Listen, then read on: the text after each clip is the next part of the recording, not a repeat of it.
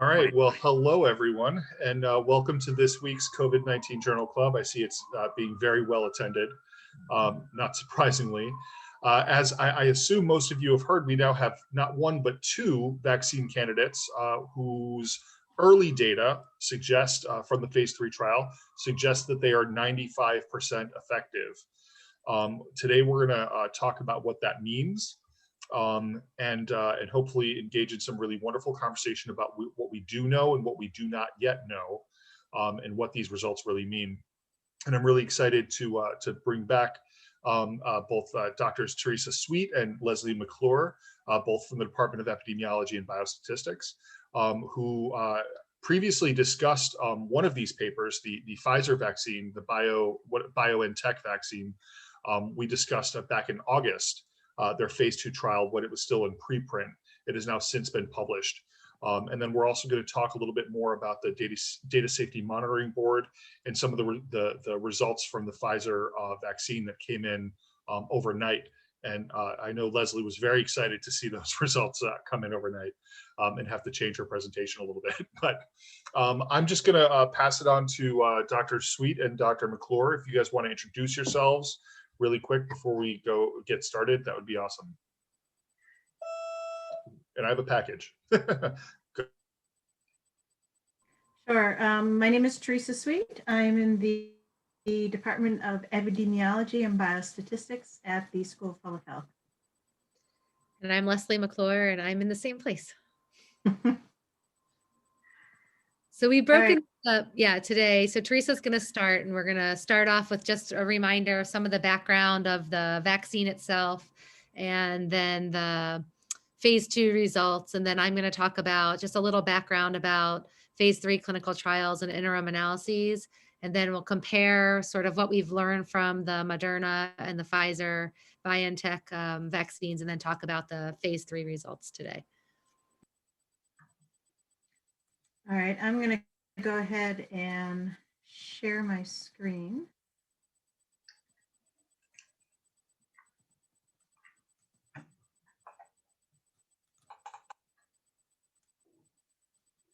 All right.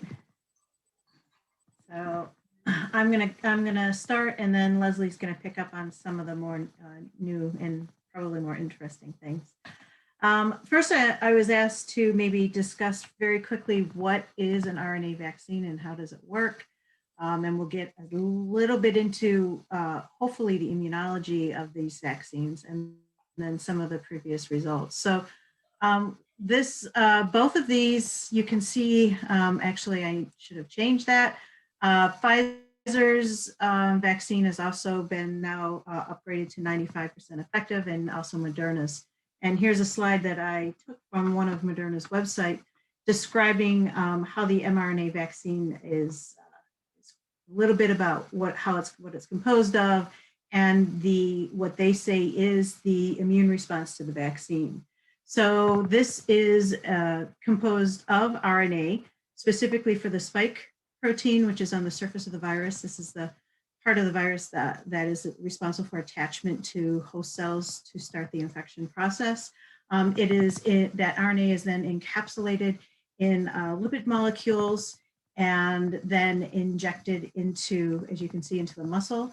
Now, I know there was a difference between Pfizer and Moderna in terms of cold chain, and that Pfizer's vaccine, in order to remain intact, needs to be kept much colder than Moderna's that will. And I can't tell you what the difference is because they're not willing to give up that information. Those lipid particles that encapsulate the RNA are then put into some sort of a liquid in order to be injected. And that liquid is a proprietary agent, and they won't tell anyone what it is. So we don't know why one requires to be kept colder than the other at this point. So the vaccines are injected intramuscularly, and the goal for these vaccines, and we've seen some results from the phase 2 trial for the BioNTech Pfizer vaccine, is that it really does seem to create the same type of immune response that you would get from an actual viral infection. And so essentially what that means is if you look at this, this slide, you can see at the top there, it's injected into the muscle and it is processed in the cell, and the viral antigens are expressed on the surface of that cell via MHC class I molecules. And so what that means is that then that will trigger a CD8 positive T cell reaction. So you'll get a cytotoxic T cell response. And many other inactive vaccines do not stimulate this T cell response. So this is going to be really important for this vaccine because it's going to give a more breadth to how the vaccine works in terms of the immune response. The vaccine will also be picked up by antigen presenting cells in lymph nodes, and then the viral proteins will be expressed via MHC class II molecules, which will stimulate, you see on the bottom on the right there, also the so-called T helper or CD4 positive T cells. And so you'll get activation of those cells and then subsequently also activation of B cells to produce antibodies. So they're claiming certainly here that this vaccine is, again, that it mimics the type of immune response you would expect to see with an actual viral infection. So what does all this mean? I was asked to put this, to show you some of these slides, and I'm sorry, they're really, really busy, but I'll just whip through them quickly.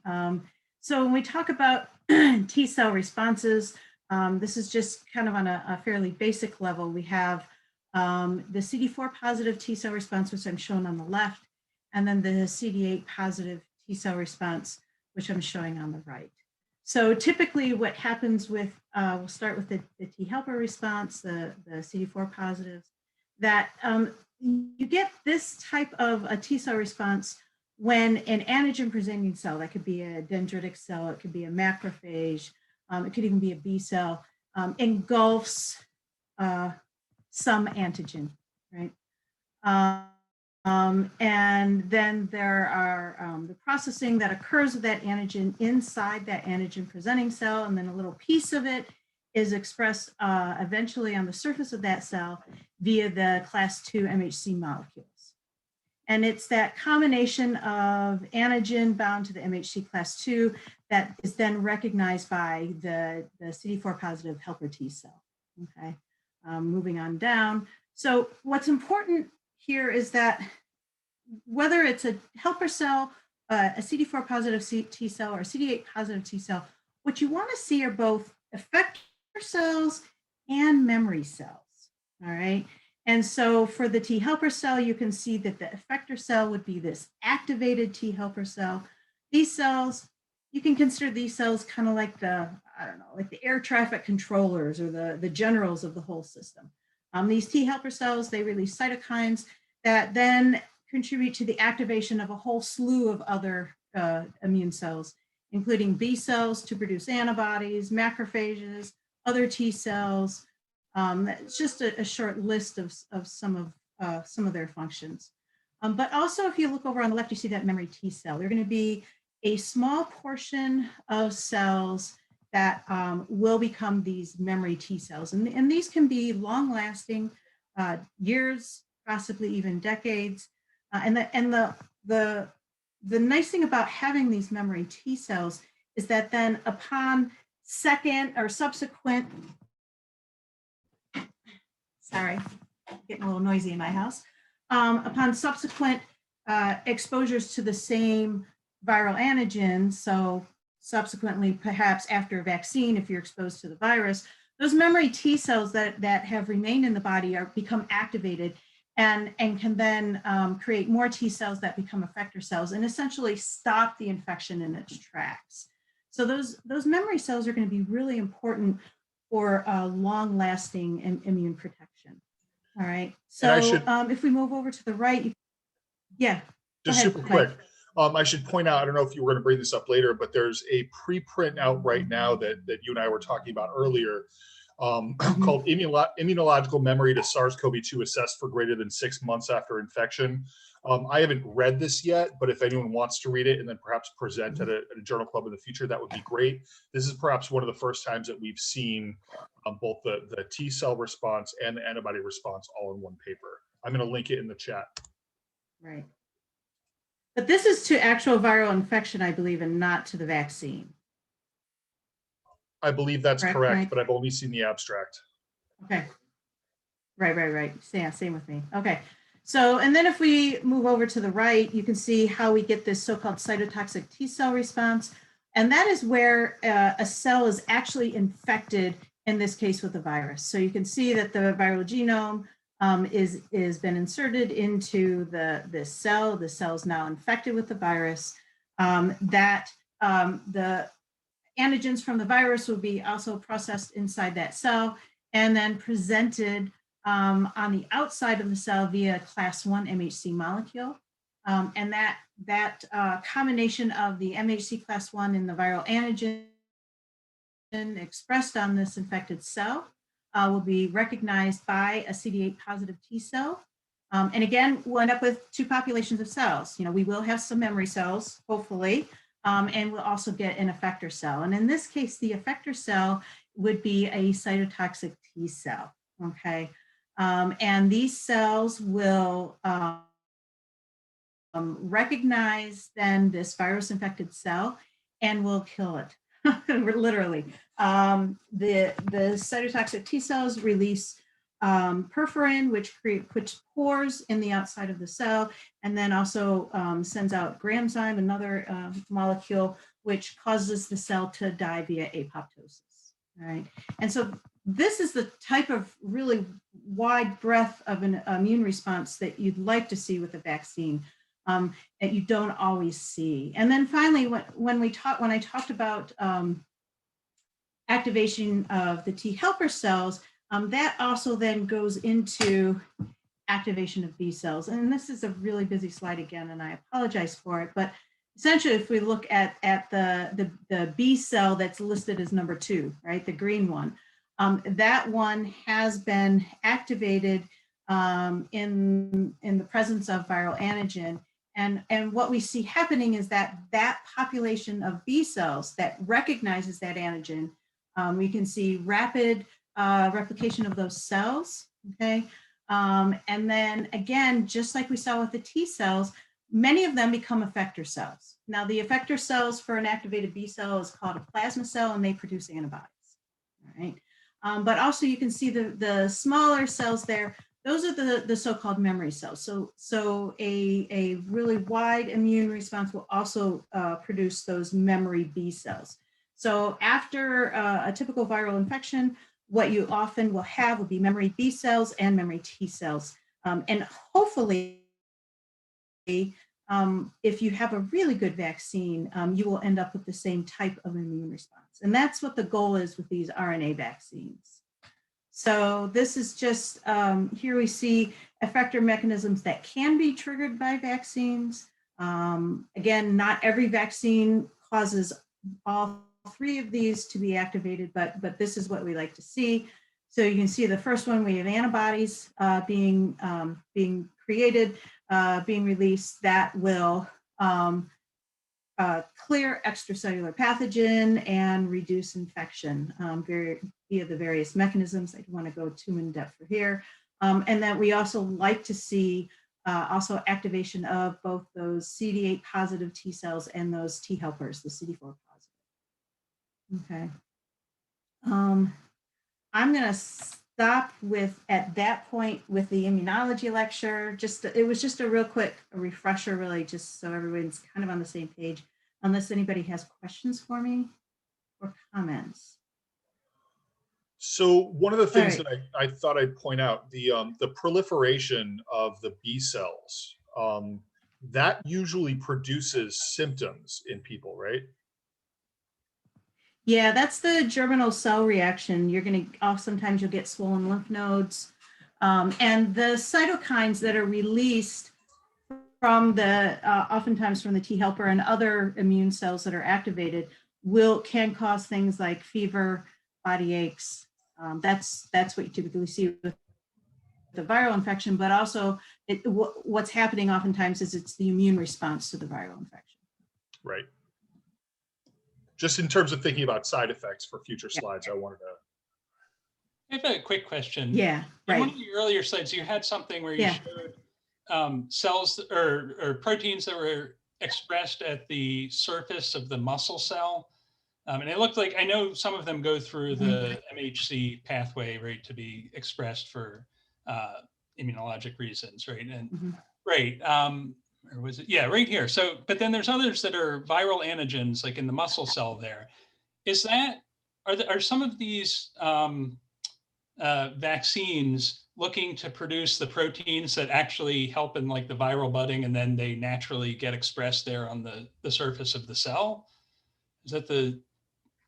So not with the RNA vaccine so much. I think essentially what's happening, so in the top one, the muscle cell is essentially being infected, so to speak, with the RNA. I mean, it's not the right word, but it's as if it's been infected. And that's why some of those, so the viral proteins are made inside the cell. Those are processed and then they're going to be bound with the MHC class 1 and expressed. What's shown on the bottom is an antigen presenting cell, maybe a dendritic cell, perhaps, in the lymph node. And in that case, what's happened is that dendritic cell would be engulfing any exogenous viral antigen that was released from the cells that had been creating viral proteins. Does that make sense? Did I explain that correctly? Yeah, I think so. Yeah, I think yeah. So what's happening is the muscle cell's doing two things. Well, it's producing viral antigen, right? It's making that S protein essentially, and some of that will be expressed on the surface of the cell, even when not bound to the MHC class 1 molecule. I don't know why. I don't know if anyone else, does anyone know this better than I do? That's what I was wondering. Is it, I mean, that's what the virus does itself, right? So do they select the proteins that are actually involved in that process of moving the completed, viral capsid to the surface and releasing? Because some of the proteins do that. That's their entire job. Yeah. Right. So, and in this case, it's protein that's being produced. So I don't know why those viral antigens are being released from the muscle cell. I think that does anyone else know? I don't know if you can hear me. My audio is pretty bad. Yep. So I think that the term there, viral antigen, is just referring to whatever that mRNA is going to encode. So this is in these, it's just generally speaking, it's not meant to be any other proteins that they're needed for assembly or release of the virus itself. If that makes any sense. Right. For whatever reason, that spike protein is just going to be released from the cell at some point. Right. And so that's the benefit of these mRNA vaccines, is the fact that, you're going to have presentation on MHC class 1, but then because they are being made inside the cell and they're being released, they can also be processed and presented via MHC class 2, so you can get that good B cell response. So that's different than if you were injecting, just the spike protein itself, like a lot of these other types of vaccines that, that are occurring. You're not going to get that same robust T cell response that you're hoping to get, where you're going to get virally infected or viral specific T cells. Yeah, but again, as to why it's just releasing that spike protein, I don't know. Is this the first time in the world they've actually gotten an mRNA vaccine to work? Yep, there have been none licensed to date. That's what I thought. They've been talking about them for years. They're hoping to get one for flu, or a DNA vaccine for flu that will be more generic. Yeah, I have to admit, I've already expressed this to both Leslie and Mike. Initially back in March when they were talking about making an RNA vaccine, I was very skeptical because we've never had one to market, and I thought it was a pipe dream. But I think I've perhaps been persuaded that that's not true. I looked at the background of them, and they've been developing this technology since the early 90s.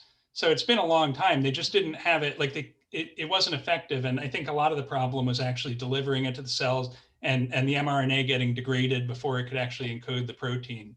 And I think now there's just a lot more research onto it, and it happens to be a good time to be, reaching fruition. Yeah, like I think I've said before, you look at RNA sideways and it degrades. There are RNases everywhere. They're tough molecules to work with. So I'm not going to go through the results from the phase 1-2 studies like we did previously, just because we already went through this. I will definitely stop and look at anything if anyone has any questions, but I thought I would just kind of briefly just sort of pass through. Here we see that the vaccine, so with the phase 1/2 results, there were multiple doses given. You can see 1, 10, 30, 50, and 60 microgram doses of this twice. One dose at day 1 and one at day 22. And there were about 12 people in each dosage category. And essentially what you're looking is that, first off, that participants given all doses did produce specific IgG, specific antibodies against that receptor binding domain of SARS-CoV-2, so against the spike protein. And then what you see here is that not only did all participants that did at all doses, did they get participants that made antibodies against the spike protein, but that those antibodies were capable of neutralizing virus in vitro, okay? And that's what's shown here. The next slide, I actually will spend just a minute, 30 seconds more on it.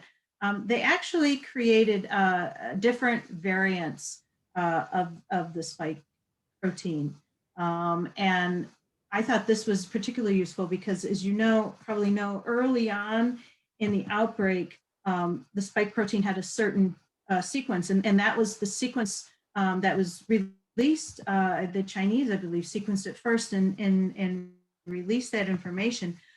Most of the vaccines were made against that original sequence. Subsequently, over the few months, there have been some variants in that spike protein. And in fact, the one that I have circled in red is actually the predominant form, certainly it's circulating in most of the world. And what they were able to show, which was kind of relieved my mind, certainly, was that their virus was able to inactivate, their vaccine was unable to inactivate many of the variants, including the one that most commonly circulates. So that was a good thing to show. Also showed that in addition to antibodies being produced, in addition to those antibodies being able to inhibit viral replication in vitro, we also see that both the T helper and the CD8 positive T cells were stimulated in response to the vaccine. You're looking at essentially day 1 and then subsequent days. You can see that the amount of the activation, level of activation, which is represented by the amount of interferon produced, increased substantially in certainly many of the participants. And that in fact, these activated T cells did produce in other cytokines that in particular, if we look interferon and IL-2, that are both really important for an antiviral response. Okay. I have a question. Do we know what time point after immunization were these assays ran? We do, but I don't remember what it is. Does anybody else remember offhand? Is it also the first? This is all data from the post first dose, right? Not post booster. Like, do you know their vaccine design? How many times each of them? So no, I think it's. I think it's so the. Go ahead. No, go ahead. Yeah, the little gray circles show the levels pre, and the green circles show the levels post. The only ones that didn't get a boost were those given the 60 microgram dose. The remaining participants did get a boost. But I don't remember, so the boost would have been on day 22. I apologize, I don't remember at what point though they took that, they took the data for that. Do you remember offhand, Leslie, or anybody? No. If I stop sharing, you want me to stop sharing my screen, we can look it up. I think we should probably keep going because it's almost 3:30. All right. Yeah. Okay. All right. I'm moving. Sorry. And I just wanted to point out, and more important, not more importantly, but certainly very important, the tolerability of this vaccine. Again, this is still from the phase 2 trial. And I pulled this here, this local reaction to injectable product. This was from the FDA produced something that it describes for vaccine trials specifically, how to grade your reactions, and this is what these folks did. So here we're looking at local responses, so pain in the arm, swelling and redness, and you can see the different levels of pain. It's sort of surprising to me that there were some folks that had severe pain that felt they either needed to use narcotic pain relief or that what they were using didn't work well enough. I guess more worrisome were some of the systemic side effects. So you can see there were a number of folks with fatigue and headache. And then finally, chills and joint pain, the joint pain, and then diarrhea and fever. So the fact that there were these side effects, they're not being classified as severe for the most part. Everybody, the FDA, the companies are saying they're mild to moderate. But I feel that I don't think that these side effects should stop these vaccines from going to market. I just think that they need to make people aware that these side effects exist, because what concerns me is that if people aren't expecting to perhaps have a fever and a headache, and that if they do, first off, they might not be willing to go in for a second dose, and they're saying you should get a booster.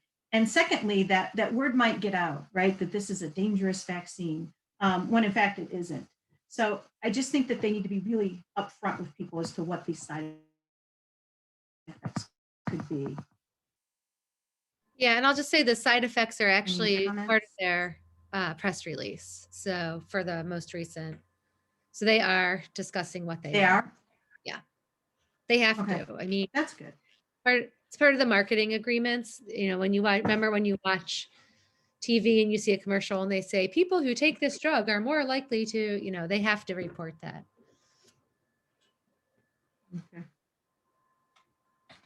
Okay. Leslie is now gonna take over. Oh, great. Do you want to advance the slides for me then, since you're already sharing? Okay. So I just wanted to quickly remind you about the different phases of a trial and quickly give some background about clinical trials before we start talking about what we've seen in these results. And so this comes from the CDC website, and so what we were just talking about was phase 1 and 2, and that's the earlier studies where you're really trying to look at side effects, but the goal of phase 3 is really to look at efficacy. And so we're looking at in the people who are given the volunteers, the participants in the study, is the trial efficacious? Does it work? Or is the vaccine efficacious? Does it work? And so for vaccine trials, typically require really large sample sizes, because if they're effective, then few people will get the disease. And so I know a lot of people have been asking, why do they only need 160 people to get COVID in order for this to be enough. And the way that we figure out the power for a phase 3 trial is for a vaccine trial is based on the number of events that we think we'll observe. And that's based on how quickly we think people will get it, and which is of course related to how highly contagious it is and how prevalent it is right now. And so just in case I forget to say it later, one of the things that actually has helped these drug companies move this along quickly, but of course is a bad thing in general, is that the rates have been really high. And so they've been able to move the trial along much more quickly because there's more opportunity for people to get COVID. And so phase 3, we're also, because we're looking at so many more people, we also can get a better look at the safety profile. And so, things that are a little more rare, we can see in a larger sample, and we can really more definitively tell efficacy. Leslie, quick question. And I know we're going to talk about the Data Safety Monitoring Board in a minute, but when it comes to the decision to open up and look at the data, is it based on reaching that threshold, or is it based on time passing? Right. That first look. Good question. The way that, so let me, can I give you 1 minute on hold? Yeah, please go ahead. Okay. Teresa, do you want to advance the slide? Okay, so I like to put in cartoons. So I'm going to talk about data monitoring committees or data safety monitoring committees. So this one has the artificial gallbladder health and safety trial, the AGAST trial. It says the aptly named AGAST trial, AGAST investigators should have known that trouble was brewing the first time the data monitoring police paid them a visit. So you are terminated. And so the data monitoring committee, if you'll go to the next slide, please, or data safety monitoring boards. Oh, there we go. The role of the DSMB is really to protect the safety of trial participants. And so we have to think broadly about what this means. And I'll talk about this in a second, but typically the investigators in the study are naturally in a situation where there's a conflict of interest. They're invested in the study, right? They're doing, we talk about this idea I can't think of the word. Oh my goodness. Where we don't, yes, thank you. Equipoise, my goodness. We think about equipoise, but equipoise doesn't mean that there isn't a belief by the investigators in whatever they're studying. It means that the medical community at large has has no definitive answer or no answer regarding whatever is being studied. So investigators are in a natural conflict of interest. They're invested in the research they're doing. They're often paid by the study, right? And in this case, these drug companies are investing a lot of money into these vaccines. And so to have them monitoring the trial as it goes along presents a conflict of interest. So DSMBs are typically comprised of, in general, 5 to 7 people. I'm not sure actually about the COVID trials, how big these DSMBs are. And they contain a variety of external folks who are experts in different fields. So most DSMBs have experts in whatever the drug is, like whatever sort of, if it's a blood pressure drug, maybe hypertension specialists. If it's a stroke drug, neurologist. And then there's often an ethicist. There's almost always a biostatistician on the study. DSMB. So, and the folks are appointed with the goal of protecting the safety of the trial participants. Now, I'll tell you a secret. I'm on a GSK DSMB, and they pay me to be on that DSMB. So you can draw your own conclusions about whether it's truly independent anymore. So DSMBs review in safety data to protect the safety of the participants, but the DSMB is also charged with protecting the credibility of the study and helping to ensure the validity of the study results. And all of these are related. So, the DSMB is really paying attention to things like recruitment. Is there sufficient recruitment to move the study along, and to how the intervention is delivered? And I just had a DSMB meeting this morning for one of the studies I'm on, and they were giving us suggestions for how to deal with the disruptions from COVID. So they're really concerned with the validity and the credibility of the study, and those are not independent of the efficacy and the safety data. The next slide, please. I think I have one more on DSMBs. Okay, so ultimately DSMBs are responsible for ensuring the study is being conducted according to the highest scientific and ethical standards. And along those lines, DSMBs are responsible for ensuring that study participants are not exposed to unnecessary or unreasonable risks. And that includes monitoring data for futility or efficacy. So unless we know, so unnecessary or unreasonable risks, of course, could vary from person to person. And it really relies on the DSMB to balance the individual risk and benefit with the good of the community. And so DSMBs often look at data partway through to ask two questions. Can we determine early on that there's overwhelming evidence of efficacy? And can we determine early on that there's overwhelming evidence of futility? And so the reason this is important is because if we know that there's overwhelming efficacy evidence or futility evidence, then it's unethical to continue that study. If we know that everyone who takes this drug gets better, or everyone who gets this vaccine is prevented from getting the infection, then it's unethical to continue to do the study and to give another group a placebo. On the other hand, if it's futile, if we know there's no chance in hell that people are going to get protection from this vaccine, then it's unethical to continue to give them a therapeutic that might cause side effects or might make them otherwise ill. So we have an ethical obligation to consider data as we go along. Okay, the next slide, please. And I am going to get to your question, Mike. Okay, so this is really nuanced because the earlier we look at the data, the more variable it is, the more uncertainty there is in estimates. So if we look too soon, we may not be seeing the full picture. You know, if we look too early, then we may only be getting a snapshot that doesn't really represent the full data. So this is where, you know, this idea that you might have learned in your intro to stats class that 30 is infinity, right? So we joke that the larger your sample is, but then you might as well have a really big sample. But past a certain point, you know, the gains are diminishing to some extent. But so we have this question about when should we look at our data? But further, the more we look at the data, the more we increase the likelihood of saying that there's a difference in our treatments when in fact there isn't. So because the data are not independent, so we have one group of people and then we add on to that group of people, we still have that first group of people as part of our data set. And so we're drawing conclusions over and over based on the same data. And so we might make a type 1 error. We might say there's a difference when there's not.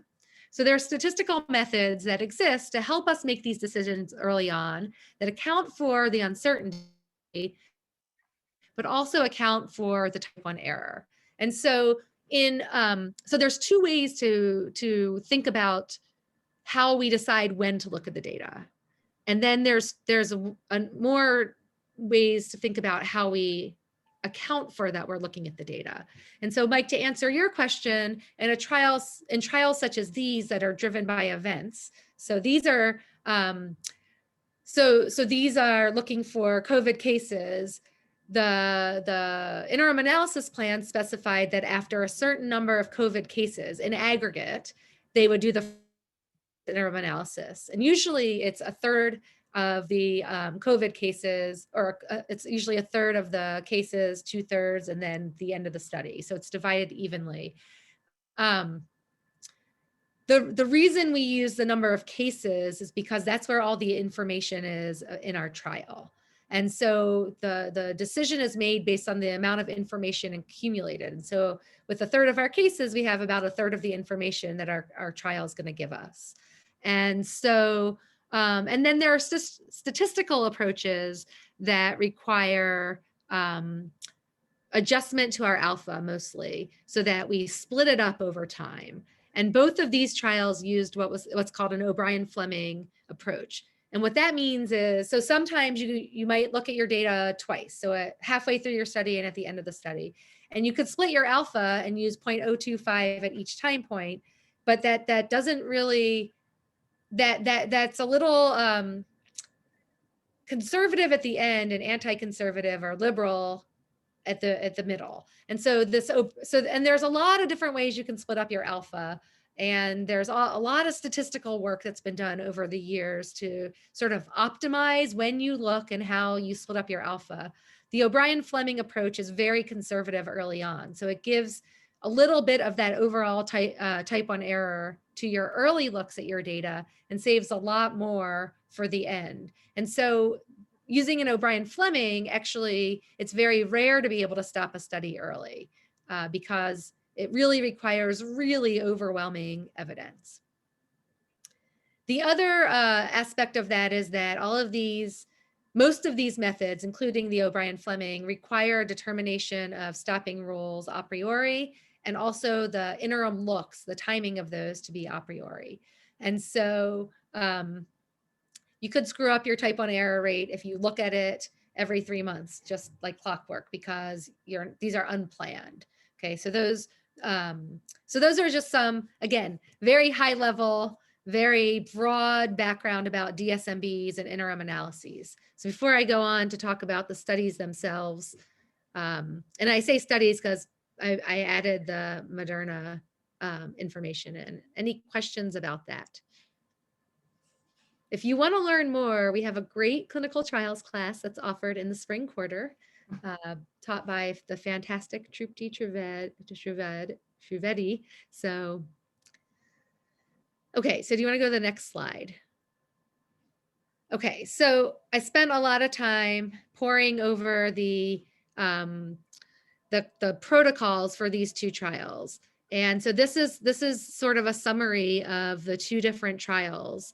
And when I put these slides together on Sunday night or Monday night, we only had interim analyses results.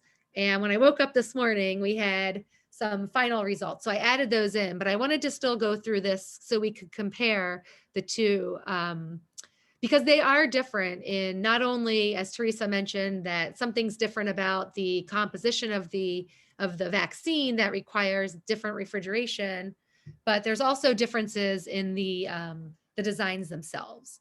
So both of them are 2-dose trials. The Pfizer BioNTech trial has the second dose 3 weeks later, whereas the Moderna has it 4 weeks later. Okay, and the Pfizer trial excluded folks who are at high risk for COVID based on their job. So if they work in a service industry where they were interacting with a lot of people, they were excluded. Both of the studies stratified their randomization by age. The Pfizer trial split it by very young, 12 to 15-year-olds, middle age, I guess, 16 to 55. That's not really middle age. That's their middle age group. And then greater than 55 years. And the Moderna trial did something a little different. They created 3 groups. First, they split their folks into less than 65 or greater than or equal to 65 years old. And then among the younger age group, they further stratified them by those who had the presence or absence of risk factors for severe, or those who had risk factors for severe COVID versus those who don't.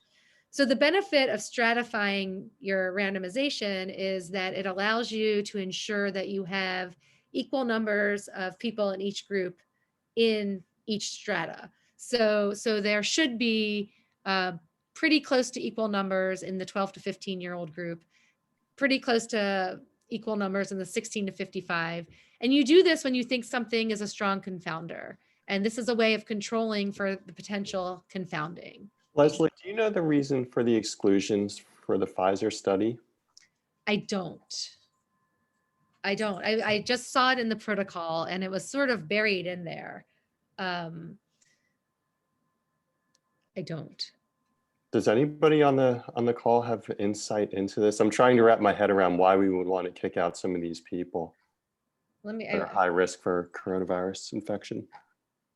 If they worry if a lot of exposure means that it kind of would have overwhelmed it. Like if a high exposure means that even if the vaccine works, you might get it anyway. And so if they're hoping to get a very small number of people in their vaccinated group actually getting COVID, they don't want people who are likely to get it even with the vaccine. Yeah, let me just see.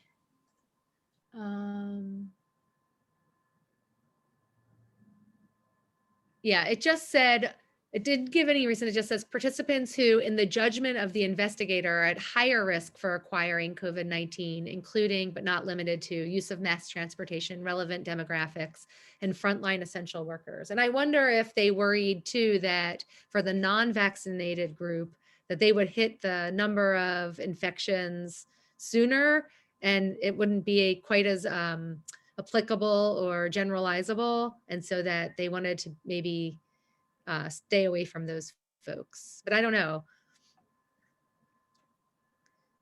Okay, so their primary endpoints are also somewhat different. So the COVID, or sorry, the COVID vaccine, the Pfizer vaccine was looking at efficacy to prevent COVID starting at least 7 days after the second dose. And they were looking for confirmed COVID with the presence of at least one symptom and positive COVID test. And I refer you to the protocol to see which symptom is in their list.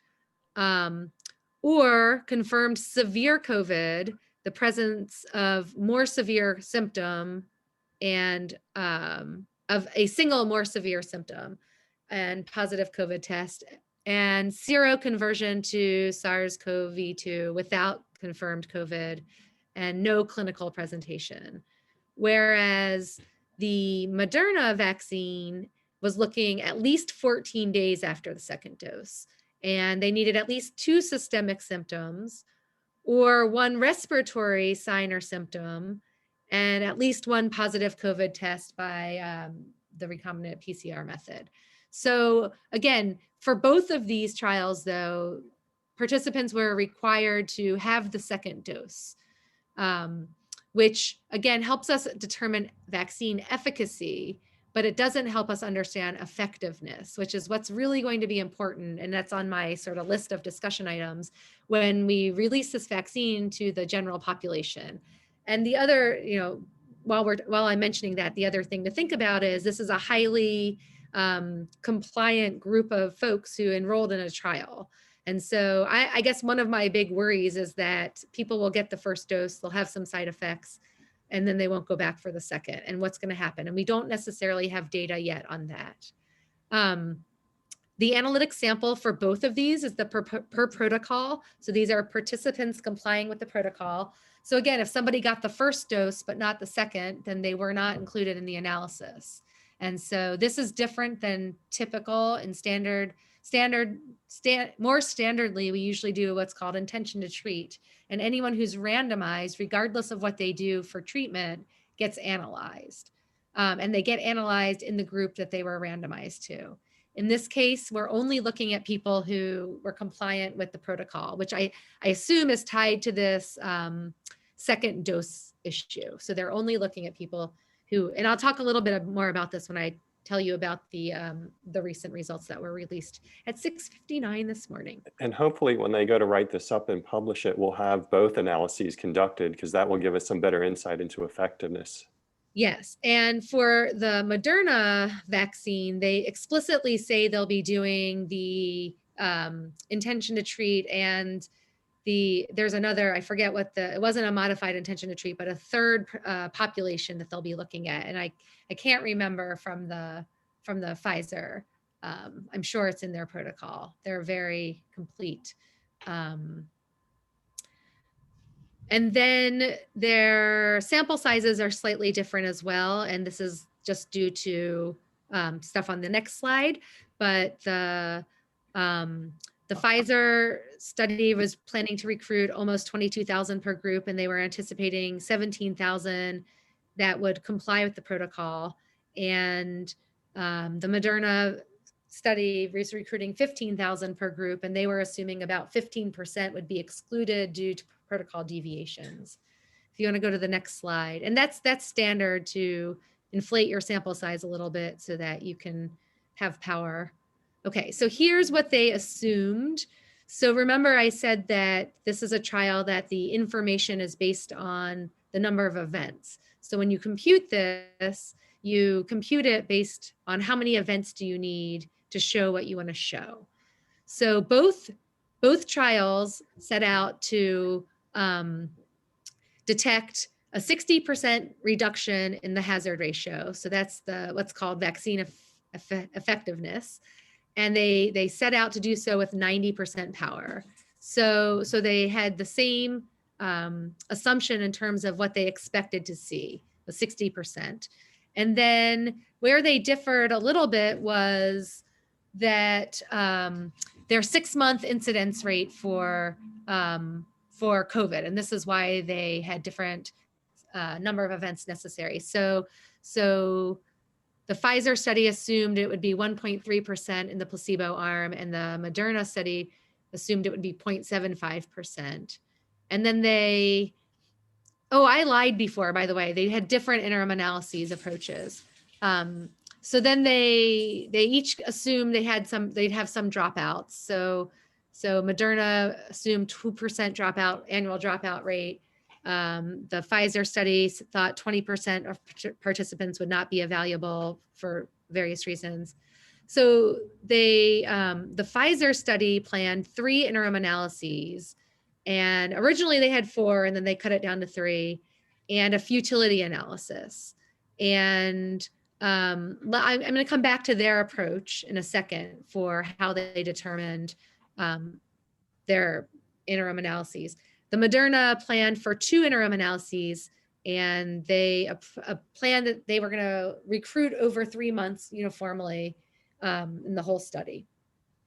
So Pfizer used some Bayesian approaches for their interim analyses. And I wish I hadn't forgotten this. This is like my favorite thing, because I think what they actually did is very intuitive. It's what we think we're doing when we do interim analyses. And so they used posterior probability approach, which is looking at the posterior probability that we'll see a difference at the end of the study, given what we've seen so far. So it is actually computing a probability that there will be a difference when we are at the end of the study. And the way that you do that is you take the data you've observed thus far in the study, and then for the data you haven't seen, you use some prior distribution on those, and then you compute the posterior probability.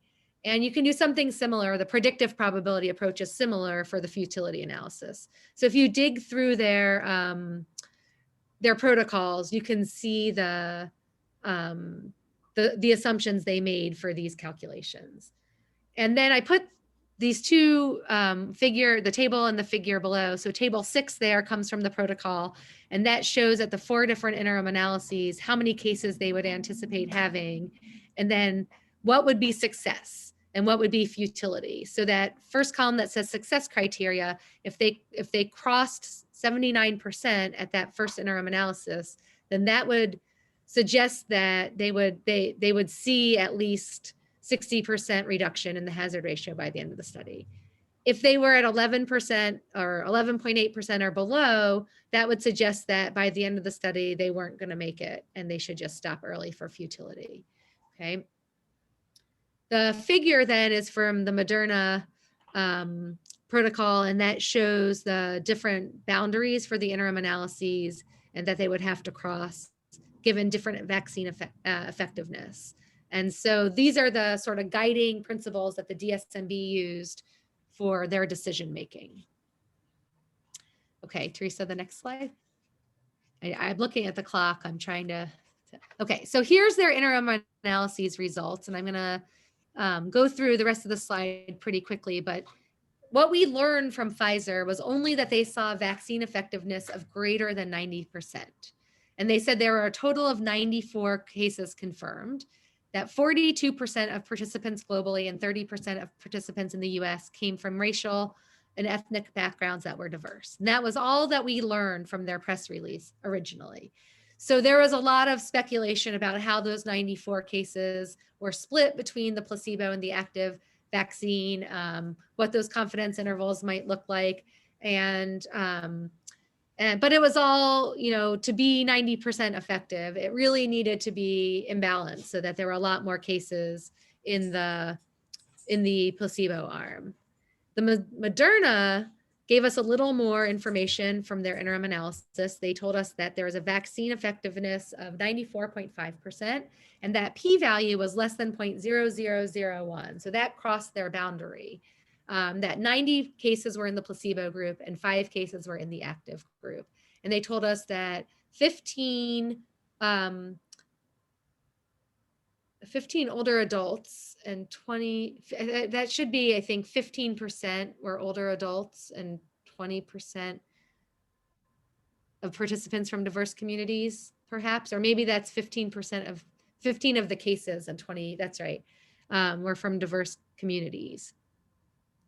In their interim results, we didn't get any information from Pfizer about secondary events or adverse events. But the Moderna vaccine, there were 11 severe COVID cases that were all in the placebo group. And again, you can look in their protocol to see how that's defined. And they said there were no significant safety concerns, but there were severe events. And you can see here, almost 10% had fatigue and 9% had myalgia. And you can see headache and injection site pain on there as well. And then the last line on the slide just talks about the storage that's required. And we've already talked about that, but I think the Pfizer vaccine requires very cold temperatures. It can be stored in refrigerators for up to 5 days, and the Moderna doesn't require quite as cold temperatures and can be stored in the refrigerator for up to 7 days. Okay, so that was all what I did before today. And then while we were sleeping last night, I mean, literally, I got up to walk my dog this morning and my phone had an NPR alert and a CNN alert. And I was like, crap, now I have to update my slides. But it's very exciting. So Pfizer reported their final results. And so they had 43,661 participants enrolled. And they say that 41,135 have received the second dose. So it's not clear whether that means that there's still a few people who are in that 3-week period, or whether some of those are people who got COVID in between, or whether some of those are people who didn't want to take the second dose, but hopefully we'll find that out. There were 150 clinical sites in 6 countries, including 39 US states.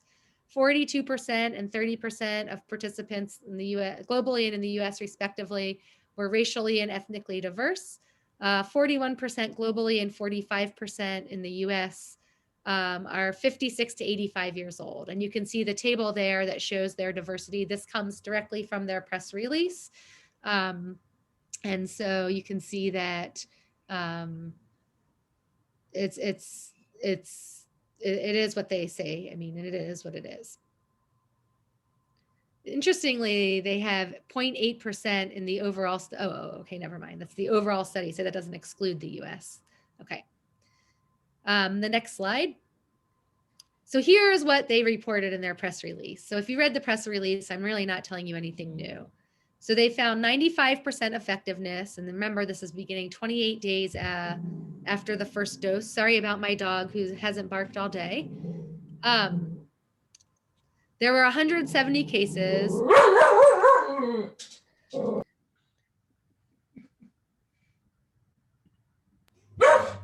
Of course.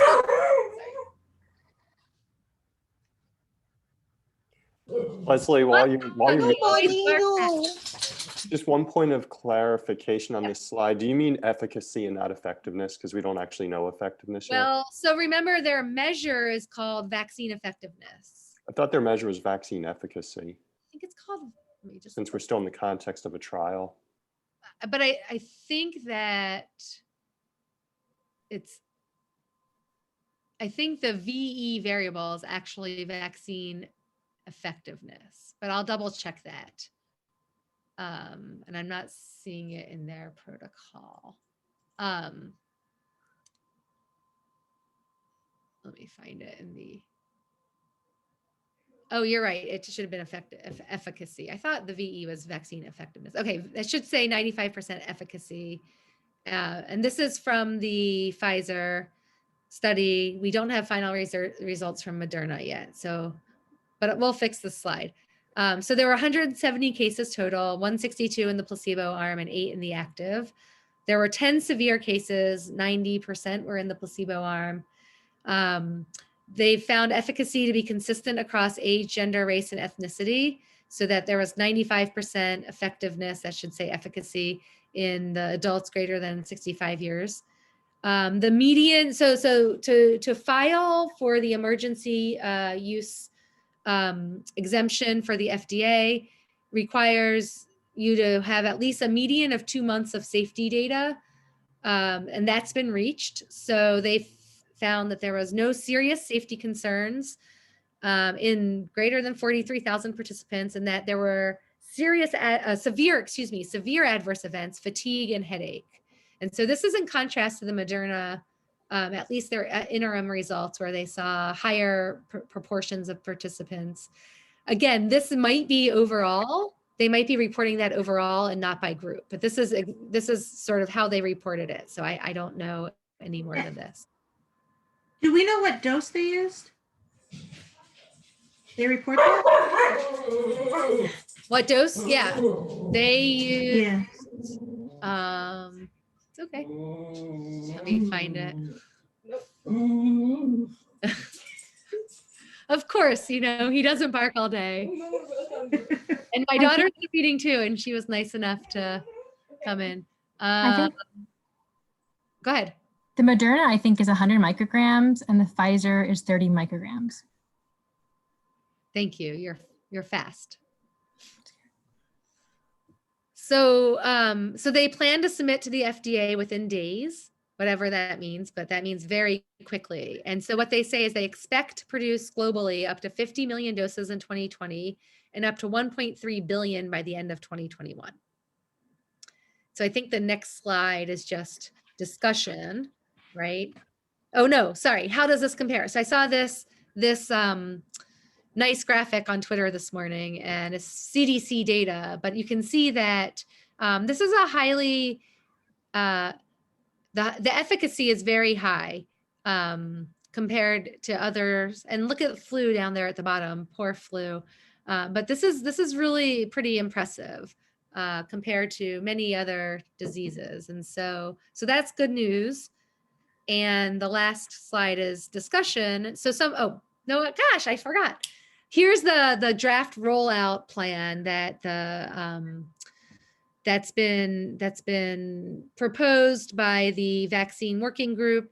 And essentially early phase 1 is high risk healthcare workers, first responders, people that are significantly high risk for underlying conditions, and then older adults in co-living conditions.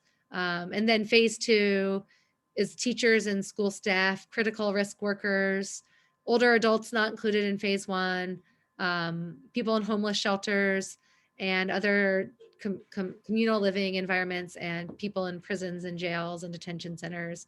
And don't get me started about why that last category is not phase 1. Phase 3 is young adults, children, and then workers that are considered to be essential to keep society running and at increased risk of exposure that haven't been vaccinated. And then everybody else is in phase 4. And so, again, this is just a draft, and I haven't seen any final plans for rollout, but they're probably out there.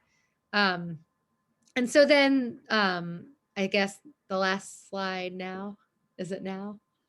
No, gosh, I should have reviewed this. Okay, so the next steps are the emergency use authorization. So Pfizer thought they would have it by the 3rd week in November, and it looks like they're going to hit that. Moderna didn't have any projection on when. There's limited data that they've released, so data on secondary and safety endpoints will be really important. There's no data on really what's going to happen a year after people receive the vaccine. So we really don't know long-term efficacy and protection, which is really important.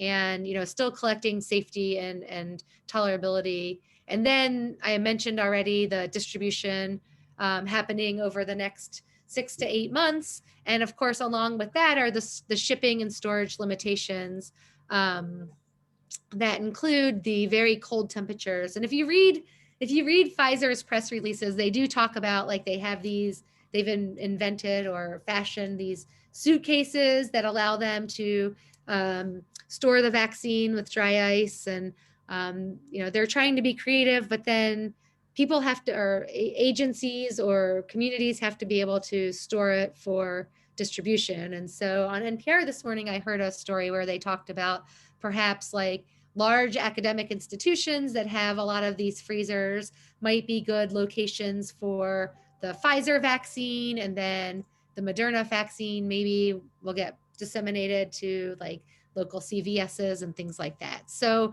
still a lot of discussion, and everything I've been reading and hearing says this gives us hope for other vaccines as well. So maybe this is easier to kill or prevent virus than we maybe originally thought. I have a quick question. Yep. So I'm still hung up on the exclusion criteria of Pfizer with they eliminated frontline health workers or people who would have high exposure. But isn't that kind of counterintuitive if that's the first people who would be receiving the vaccine? Or how does that, like, where's the logic there? Because I think I'm a little confused. Wouldn't you want those people in your study? Yes, but I think the concern, again, if they reached the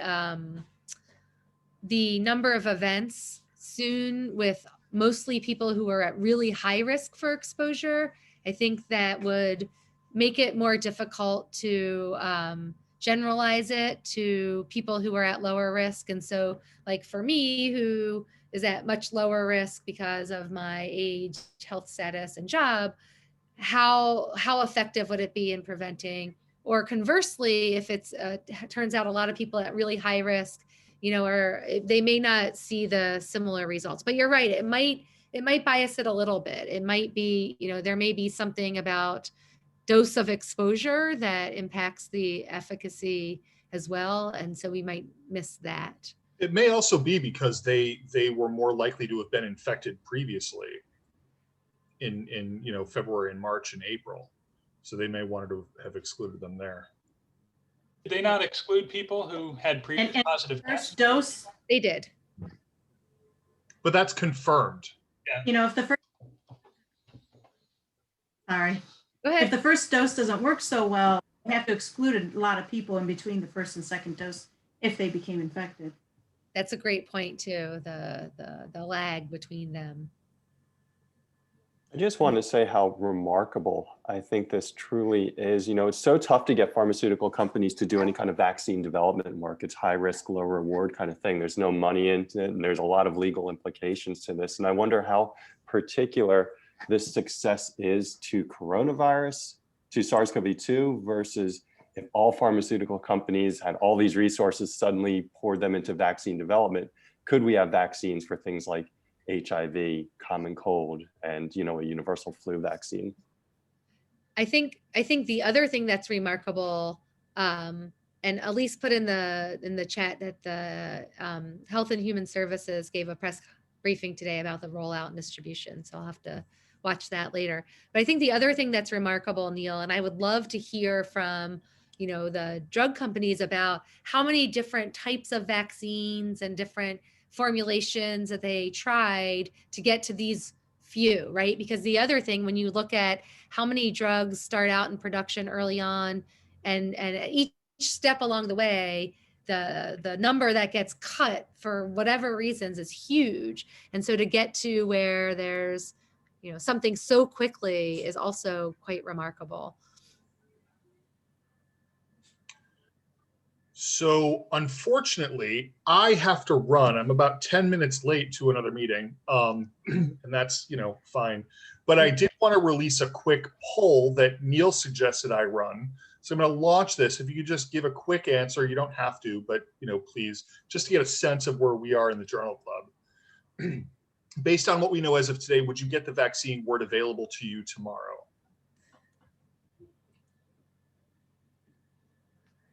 And I'm going to have to run in a minute too. I have a 4:15 call, but I'm curious to see these results. I get to see them come in live. This is anonymous, by the way. Thank you, Mike, for letting Theresa and I sort of weasel in here, or I guess you asked us to, but also it's been fun to really dig into the protocols and think about the science behind it. And so rarely do I get to do that. Yeah, thank you for both of you for doing this. I think this is a really important topic. So it looks like we have about 88% of people have voted. I'm going to end the polling now. And you will see that about 42% or 10 individuals said yes, they would. There were 4 individuals, 17%. Oh, wait, I have to share results. Hold on, share results. About 17% said no, and 42% are undecided. I think that this probably tracks. I mean, this is a biased sample, obviously, among people who are, largely those of us in public health or in biology or in the health services. But even among this group, it's still a lot of question marks. And one of the things that I'm concerned about, I have a lot of friends who are coming to me for advice and will be coming to me for advice when this comes out. And I'm not going to be able to evaluate the results from this in like a peer-reviewed journal before it comes out. And so this is the most that we have. Yeah, and I hope they do a preprint on this. I didn't see that in the press release other than to say that they're going to do the peer-reviewed publication, but I really hope they do a preprint. So I guess I would counter that by saying that remember that they have a DSMB and they also have to go through, even though it's expedited, they still have to go through FDA approval. And so, I guess we have to have some confidence in the scientists that we train, right, that then go to the FDA and that they're really going to be skeptical and they're really going to pay close attention and ask good questions. Yeah, I'm planning on getting it. And I think that when I do get the vaccine, I'm going to, have someone film me getting it and then me give regular updates about how I'm feeling thereafter just to post on my social media. That's my plan. Well, one of the other proposed benefits of mRNA vaccines is that in theory, they are safer than other vaccines, and vaccines are safe already. So mRNA vaccines skip a lot of the other steps, right? You basically just have the mRNA and then the final antigen. And so in theory, this is a great technology. And then in practice, they collected the safety data they need. And like Leslie said, like they have all the DSMC and they have the FDA. I mean, I'm a definite yes. I'm an absolute no question. They can pump me in with whatever vaccine they find out. I think the RNA vaccine platform actually works to our disadvantage, though, because I think if we had an existing platform that was known, that's been used for decades, you may have more public acceptance of it. And certainly if the public hears anything about RNA or DNA being injected to them, I do get quite concerned about, the messaging behind that. I mean, just look at this group. It was difficult, among a group of public health professionals to get universal acceptance. Gosh, I can't imagine in the general public with this. And there's also, and I think that this is important to point out, is that this vaccine cannot result in an infection. Unlike, and this is, when you look back to the polio vaccine, the Salk versus the Sabin, the Salk was a live attenuated virus. And there were concerns, and those I think are a lot of what people think about vaccines today is something more similar to the Salk vaccine, that if they mess up in the lab, it can result in you becoming sick. That is not what this vaccine is. Yeah, but we still battle that with flu vaccine, Mike, the inactivated flu vaccine. So yeah. I think this is where science communication is even more like, I think, if you ask me what some of the issues have been during this COVID time, it's, science communication. We need to teach scientists to better communicate with the public. And this is going to be a great opportunity for us to learn to communicate well with the public about the vaccine and how to, the marketing and it's just going to be extremely important that there's good positive messaging around it. And all right, we are off next week for Journal Club because we're going to be hopefully eating turkey with only with people that we live with. That's certainly my plan. And we will come back the week after to have a discussion on heat and humidity and their relationship with infectivity and infectiousness of this virus, which I suspect is largely driving this second wave that we're seeing throughout the country. But if you have other questions or concerns or ideas that you want to cover, again, feel free to reach out to me. Thanks for coming. Thanks everyone for coming. Thanks, Mike. Thank you. Bye. Bye. Bye.